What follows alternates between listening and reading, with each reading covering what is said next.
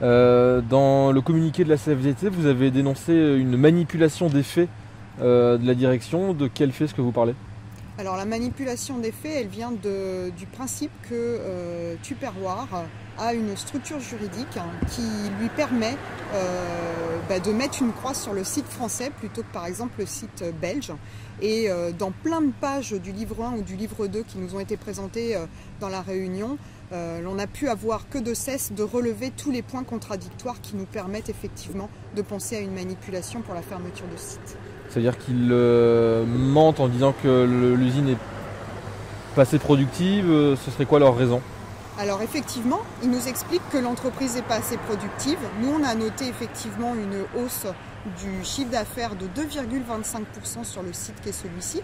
Donc on ne peut pas avoir des marges plus importantes et dire que ça ne fonctionne pas. Et puis on a aussi détaillé sur le livre 1 et le livre 2 les chiffres économiques qui nous sont présentés. Et aujourd'hui, on nous montre que l'entreprise française est l'entreprise qui fabrique le plus de boîtes, 119 boîtes à l'heure, par rapport aux autres usines qui sont situées soit en Belgique ou dans d'autres pays européens. Donc ça veut dire que le plan social, en fait, c'est pas vraiment, n'a pas vraiment de cause réelle et sérieuse en fait. En soi, il n'est pas... Le plan social France n'a pas effectivement de raison sérieuse, pardon. Réelle et sérieuse. Vous recommencer la phrase s'il vous plaît. Donc le plan social français effectivement n'a pas de raison sérieuse d'exister.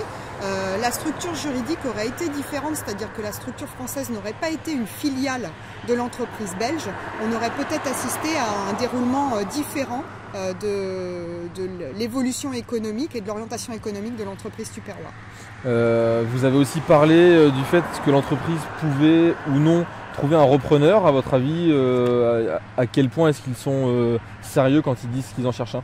Alors, la CFDT souhaite effectivement qu'il y ait un réel sérieux sur la reprise du site et des salariés.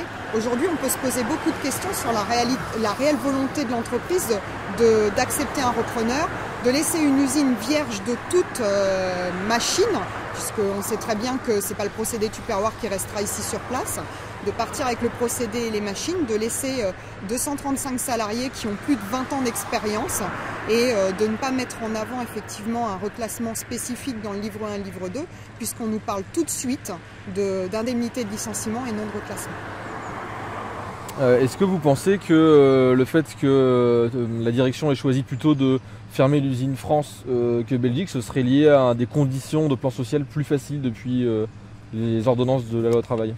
On est complètement d'accord, c'est-à-dire que si il y avait eu une législature différente sur les fermetures d'entreprises françaises, on le voit bien d'ailleurs, ils préfèrent fermer la France plutôt que la Belgique. J'avais lu aussi dans le communiqué que vous regrettiez un accompagnement des salariés pas assez important, c'est-à-dire pas de reclassement dans d'autres filiales. Est-ce que vous pouvez m'en dire plus? Alors effectivement, pas de reclassement dans d'autres filiales, mais on va rester sincère et franc.